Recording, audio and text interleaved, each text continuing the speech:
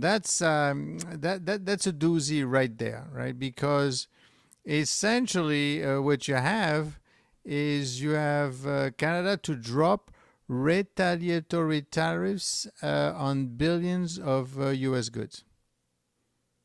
Okay, and that in itself is an interesting story. I have to say that is an interesting story. I will tell you why Canada is dropping billions, because they don't want any trouble.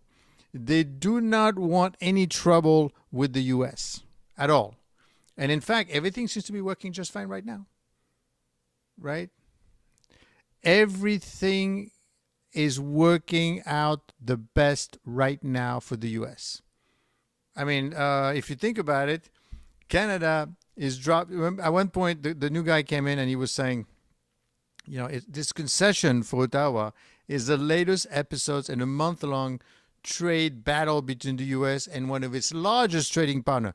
Remember one thing. Remember that Canada gets 70% of its comes from the U.S. Right. So that's a pretty big one. That's a lot of damage if you lose Canada. Okay. Well, more importantly, if the Canada loses the U.S. Now, so what are they doing? Well, essentially, Canada has said it would lift billions of dollars worth of retaliatory tariffs on U.S. goods. No one, we'll see if this is a good thing or a bad thing, but no one wants to mix with the U.S. No one wants to mix with the mess with the U.S. Prime Minister Mark Carney on Friday said Ottawa would remove the 25% it has imposed on many U.S. goods since March. Well, this is working. I'm announcing today that the Canadian government will now match the United States by removing all of Canada's tariff on U.S. goods, especially covered under the U.S.-Mexico trade agreement. More than 85%. Wow. So this is great. And then in addition to that, tariff revenue will cut U.S. deficits by $4 trillion the next decade. I don't know. It looks like this thing is working. Or is it? Not so sure if that's going to work. We shall see, right? The point is, how much more can we take? How much more of this is going to be positive? I don't know. The Congressional Business Office estimate that concern about fiscal effect of the tax bill. This money over the next 10 years. And in fact, I'd mentioned that once before. But we're talking $4 trillion on those tariffs. Now, keep in mind, who pays the tariffs? Right? It's not Canada. It's not Brazil. None of these people. Whoever brings in pays the tariffs. So that could be any number of people, right? But most importantly, the concern that everyone has is that it's going to come from the U.S. population, the consumer. Could it be the consumer? It could be the consumer. I mean, not right now, not fully, and not on an ongoing basis, because they're not so sure how this is going to end up. There's a lot of misunderstanding, lots of discussion. As a result, the changes in tariffs will reduce total deficit by $4 trillion altogether. The Congress, the GBO is basically is a nonpartisan, right? So they're not saying because they are Republican. The overall effect of the levies on debt levels over the period is about a third higher than the $3 trillion estimated by the CBO based on measure between January and May, because there's a lot of money coming in. Now, of course, what we have to realize is that okay, great. So you're going to collect that money, but at what price? Because right now, if we look at the situation with the tariffs, the situation with the tariff is a bit rough. Okay, and let me explain to you what I mean by that. Well, let's take a look. For example, at Canada. Well, okay, so Canada lift those retaliatory tariffs, including items like orange juice, appliances, wine, clothing, effective September 1st. This moves align with similar U.S. exemption under USMCA. Now, despite the rollback, tariffs on steel, aluminum, and automobiles remain in place. Prime Minister Mark Carney emphasized that over 85% of Canada-U.S. trade remain, pointing to the strategic importance of maintaining access to the U.S. market. What's really happening is no one really wants to mess too deeply with the U.S. I mean, when Carney came in, his position was, I'm going to show this guy who I am. Who do you think he is? This is now how things are going to be run from now on. I'm in charge. I'm going to tell you, blah, blah, blah. But he realized, oh my God, this is going to be a lot more complicated than that. Because the U.S. is willing to tax a quote-unquote good friend of the U.S., India, with 50% tariffs, and that thing is sticking. I mean, they're just talking. Now, of course, everyone says when Trump went after Modi and they say, I want you to give me 50% tariffs, right? I'm going to tax you 50% tariffs because you're not giving me, you're buying oil. You're buying oil from Russia, and I don't like that. That's not why he's doing it. That is not, and this is why I want my subscribers to understand, this is not what it's about. What it's about, right, is that he wants a deal with India, meaning that India is essentially charging a lot of tariffs on its agricultural products, 39%. Well, I'm sorry, 39%. India charges. Hold on, let me double check.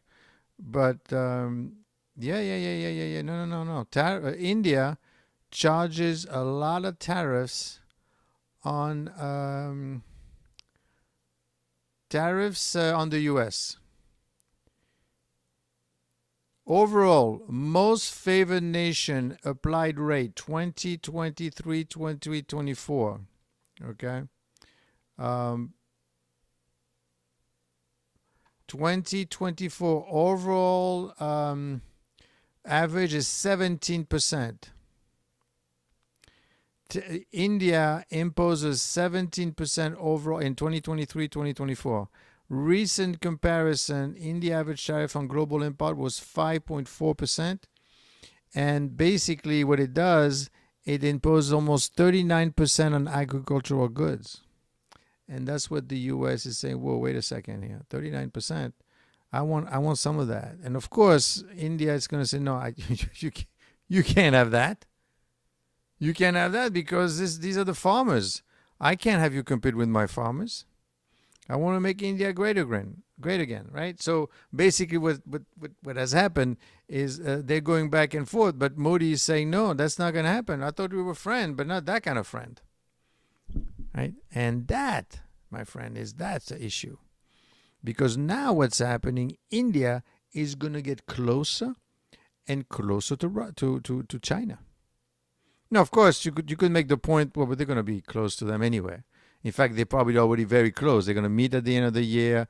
Modi thought, hey, this is like, I don't know, this is going to be great. We don't have to worry. I mean, right? Don't go over my 39%. We'll keep shipping like we have been doing. I mean, it was great. I think all of them, including Modi, including Carney, including all these people, thought they were going to deal with the U.S. in a way that they've dealt in the past. But they realized that this guy is not. He's not listening.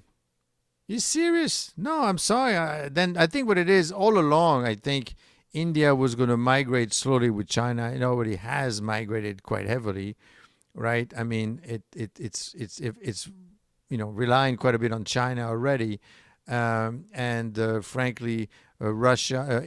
Modi intends to attend the SCO summit in China. He will visit in August 31st, very soon to September 1st. He's going to be in China, marking his first trip since 2019. He will also meet Japan's PM in Tokyo. I mean, Putin plans to visit India. These people are already talking to each other, unfortunately. It might be too late. I mean, if you're willing to have no tariffs for them, I mean, sure, they'll do.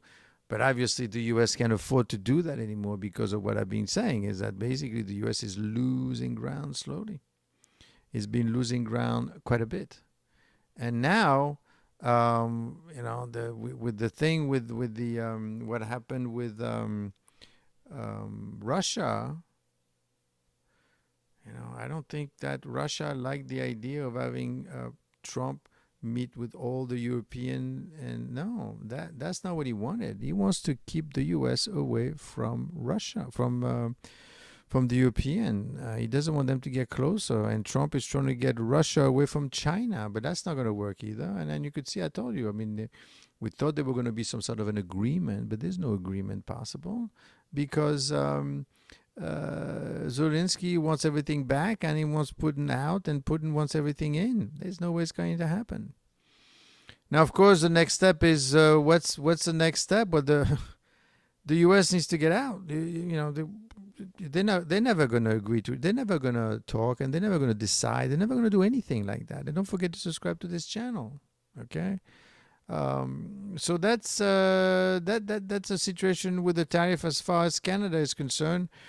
Now, of course, both sides prepare for possible escalation. The Canadian officials signal readiness for further reprisal, but they didn't do any of this because they said, listen, we're not going to win with this guy. It's not going to work. Now, in steel and aluminum tariffs, there's still 50% tariffs that covers 407 additional products because the U.S. wants to protect the U.S. market. As far as U.S. and China, well, right now, the tariffs on Chinese goods have been reduced from 145% to 30%.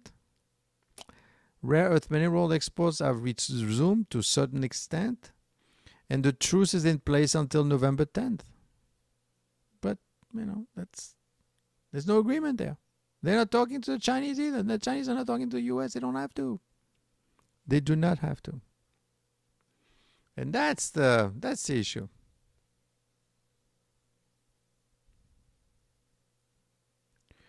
Brazil, that's a tough one. It's a sad one, actually. It's a tough one and a sad one because Brazil has triggered, they're saying, no way. This is not going to work. The U.S. and China, Brazil has triggered the WTO consultation into U.S. tariffs tied to its current trial of former President Jair Bolsonaro. I said, but the tariffs are supposed to be about emergency. This is not an emergency. This is you like the former president, and the former president is under house arrest, and this is why you're doing it. That has nothing to do with emergency. It's current trial of former President Jair Bolsonaro. The U.S. defended the tariffs on national security ground. What? Arguing Brazilian policy undermined the rule of law. It's stretching there, no? I guess not. Okay. Brazil, however, sees these tariffs as politically motivated and cites constitutional impracticalities. It's a little bit like that lady that they're going after, right? What's her name? Lisa Cook. It's the same thing. They're saying, Lisa, you lied on your mortgage application. You are a governor of the Federal Reserve. You have a vote on deciding whether or not, rates go up or down. But you got two houses that you bought at the same time in two different. How could they be both your primary residence? Explain to us. I want you out. You're fired. I guess, you could say, well, he's going after these people as well. He's going after Brazil, the U.S. Now, is this what's happening, or is it an emergency as well? Well, according to the U.S., this is an emergency. Now, the reason why we keep going back and forth with this emergency situation, right? Who cares? What do you mean emergency? Well, because you have to understand one thing, and I want you to be fully understand. I want you to understand, what the heck is going on. The court basically is the idea of tariffs is tariffs needs to be done for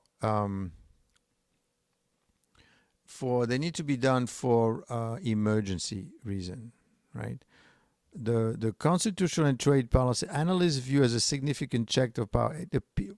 Essentially, you need to make sure that if you're going to do tariffs, it needs to fall under the International Emergency Economic Act powers, right? Is this an emergency? Are you trying to protect the U.S. here, really? Yes, I am. Who gets to decide? I guess they get to decide. And then somebody may agree or may not agree with it. That's basically what it comes down to. And at the appeals court, what's at stake? So now, right now, believe it or not, the tariff is still standing, but the courts are going after the tariff, right? They basically, let me look carefully to make sure. There's all arguments concluded on July 31st. The appeal court is now deliberating on the final outcome. Okay. What this means is right now, you may not be aware, but right now they are looking into whether the tariffs are legal or not. Because some people say that's not legal. You can't do that. You have to give the money back. You mean give the money back, give the $4 trillion? I mean the $200 billion back to Europe, back to Japan, back to all these people? I don't know if that's going to be possible. I mean, we already gave a lot of money out. And we made a lot of money. But if the appeal courts or potentially the Supreme Court rule against the use of the Emergency Power Act, importers may seek refunds on tariffs already paid. That process would first involve claiming to U.S. and Border Protection, potentially escalating to litigation in the Court of International Trade. The ruling has raised constitutional and trade policy debate. Be careful. I mean, probably it's not going to work, right? Shows they got plenty of lawyers to keep postponing and postponing. I guess as long as the president feels there's an emergency, there's an emergency. I mean, someone has to decide. It's not up to the court to decide. But I mean, this thing is not out completely. There is still a possibility for those tariffs to be kind of eliminated and refunded. That's kind of a tough one, I would say. But it's possible, right? Now Brazil, on the other hand, says this is ridiculous. We know. And I know, and you know, and she knows, and it knows that this has nothing to do with the emergency. You're a friend of our former president because after he lost, you invited him over Mar-a-Lago. You guys had a good time and everything else. And then he came back, and then we arrested him, and now you're upset about that, and that's what the 50%. And therefore, we are enacting under Section 223 of the Trade Expansion Act. Brazil has pushed the U.S. into a WTO consultation over the 50% tariffs imposed by Washington. The Brazilians are saying, no, this is ridiculous. You can't do that. Tariffs are supposed to be, it's not supposed to be a political tool, technically. It's not supposed to be, now be careful now, okay? I've done in my previous, I've done this in a previous live. I've shown to you that these tariffs have led to war in the past. Well, I mean, the Opium War, I guess you don't remember. You remember World War II? Do you know why Japan got into a bit of the pickle with the rest of the world? Well, because the U.S. created an embargo and they couldn't grow, so they had to attack. And now, of course, some people say that they did it because they wanted a reason to get into World War II, so they wanted the Japanese to do something, so they would be attacked, blah, blah, blah. But the point is that it could, if you believe it or not, it did create a war. So those trade wars, you have to be careful. I mean, right now we're joking around. We're saying 50% because you're like my friends, 39% with Switzerland, 135% with China, down to 30. You know, if you keep pushing and tugging, and then somebody is missing certain items, they're going to be very upset. And the only way for them to get it is they're going to come and get it. What do I mean by that? It's fairly simple. The U.S. right now gets 100% of its antibiotics from China. It gets most of its rare earth mineral from China.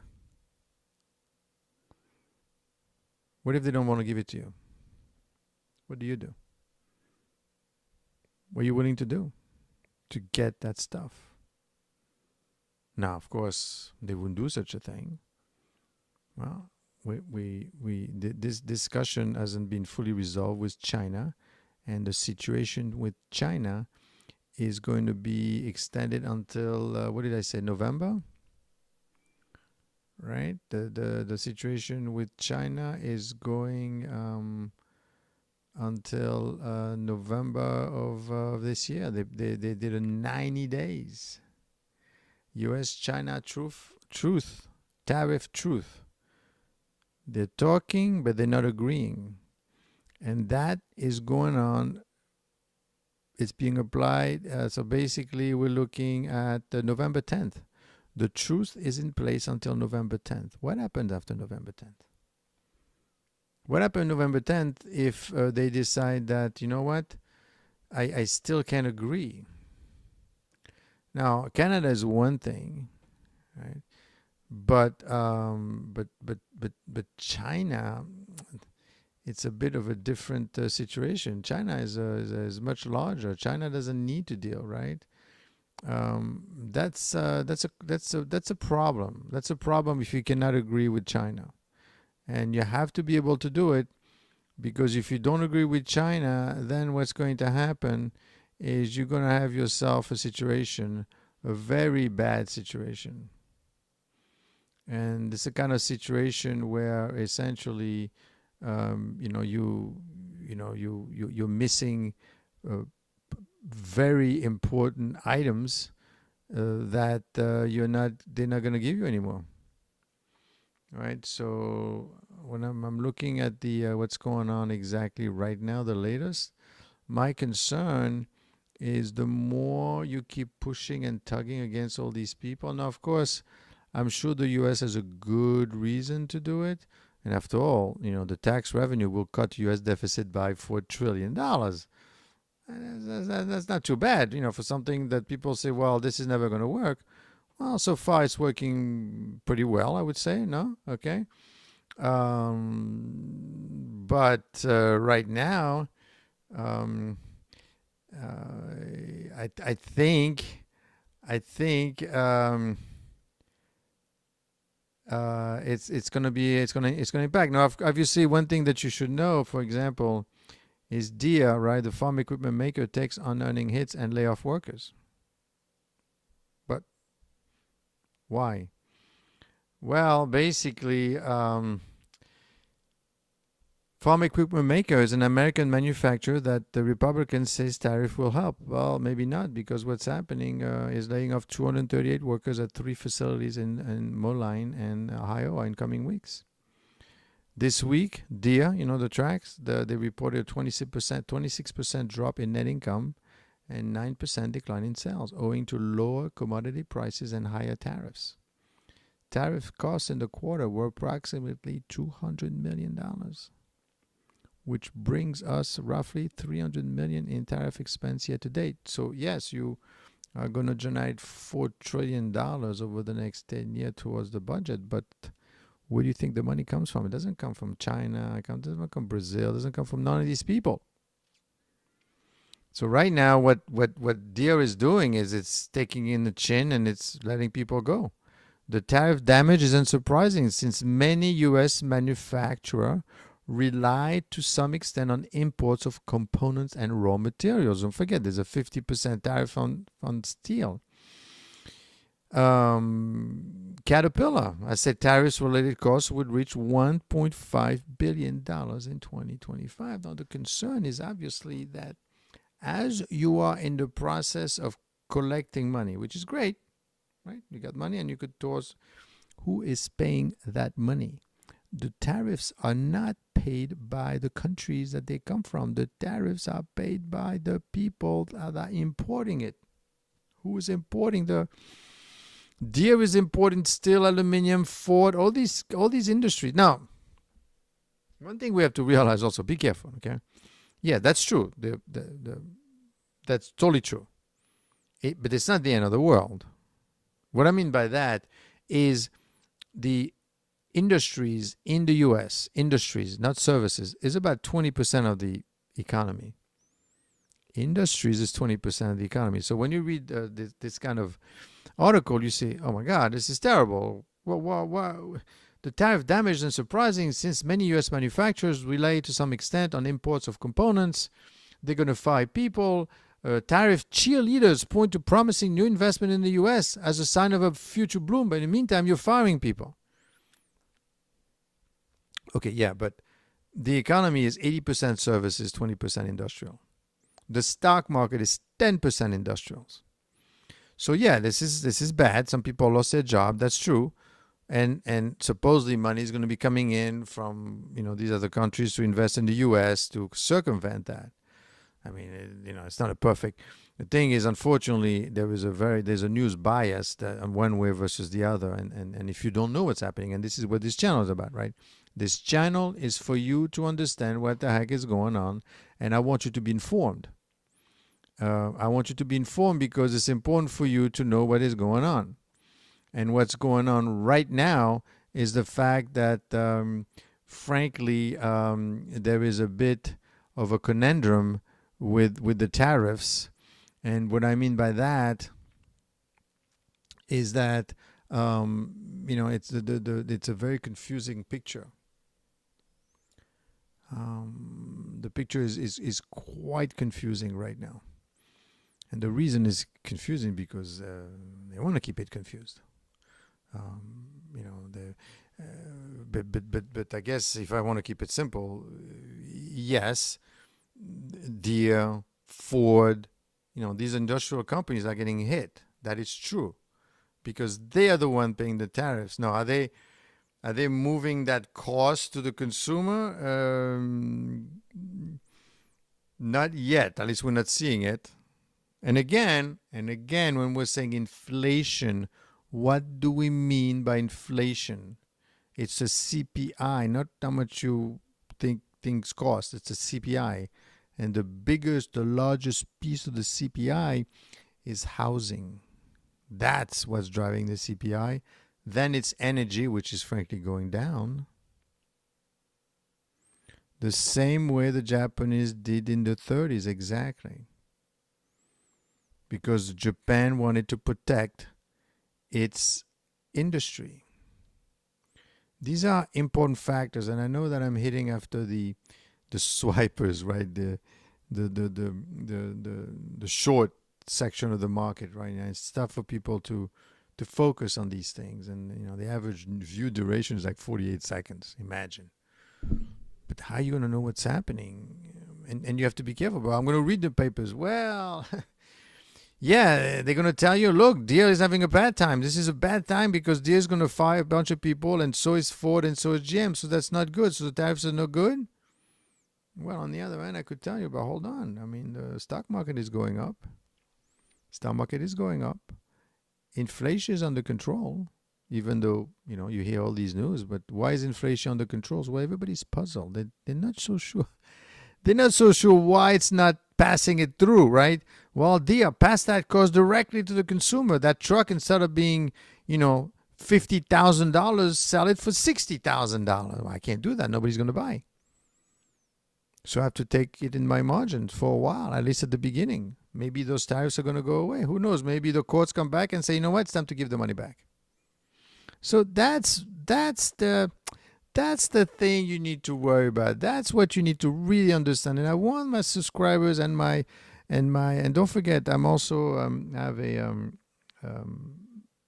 members only videos where there I go and more on the market and explain to you what's going on. And right now, you should be looking at some small caps. Be careful because the market is overvalued right now. The reason we're talking about this is within the context, right? Within the context of the risks that are being run in the country right now. What do we have in terms of risk? Right, you got lots of risk. You've got the economy, right? You've got inflation. What else do you have? You have inflation. You have this thing that's going on with Powell that is very, very disturbing.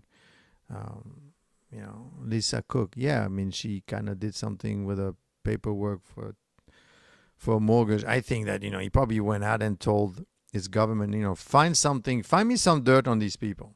Find me something. It's got to be something. Show me the building. The building, there's something wrong with the building. There's a bunch of other things. Find me what is going on. And that's exactly what's been happening. Now they're coming back and say, well, Lisa Cook actually did something going on with a mortgage. That's it. We should fire her. That's kind of rough, right? I mean, let's find out exactly what she actually did. Maybe there's an explanation.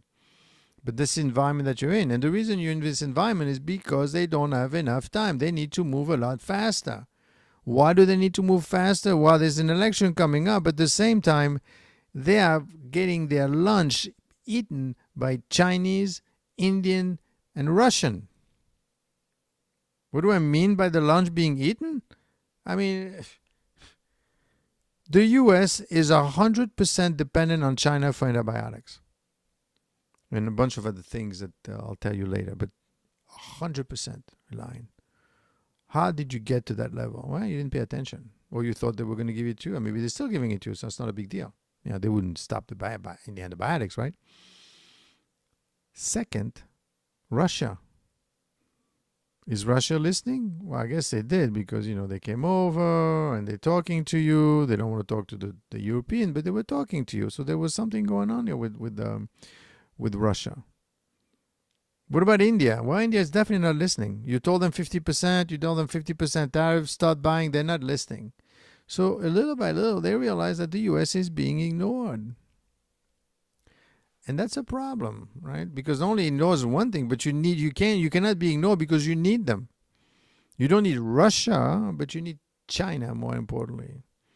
And they're not paying any attention. This is being delayed. So the longer this thing goes on, the more this could become a problem of big magnitude. Now, Powell and the rates, they're going to be decided in September. What are they going to decide? Well, probably a rate decrease because at the end of the day, there's 7 of these governors. 2 of them are Trump appointee. One who was a Biden quit. She just quit. We don't know why. She didn't give an explanation. She just went back to teaching way earlier. Lisa Cook, who knows what's going to happen. So if you lose those 2, plus the 2 that Trump has, that's 4 versus 3. Those 3 governors are Biden appointees. Then you're going to have rate decrease. It's fantastic, right? You can't go wrong. I mean, this is exactly what they want. They wanted the rate decrease, and they are going to get it. Now, of course, let's be careful that we don't have an actual increase in inflation, though, because that could be a lot of damage.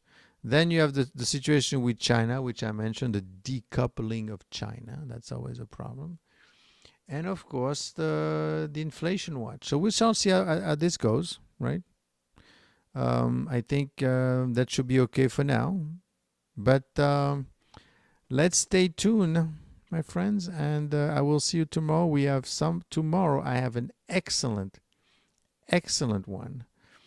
Because tomorrow we are going to be talking. We're going to be talking about what is the topic? Yes. China buys what the West bans. Inside Iran oil trade. That's right. Oil is moving around when it's not supposed to be. Then we're going to be talking about the auto tariff held hostage in the U.S. because the U.S. is keeping 27%. Then we talk about the AI bubble. We'll talk about the U.S. oil giant still operating in Russia, believe it or not. And Canada is turning to Nordic allies as U.S. tariffs are biting. So this is a situation that we need to follow and we need to understand on a daily basis to make sure they are fully abreast of what is going on. And if anything kind of big burning question that comes out, then I'll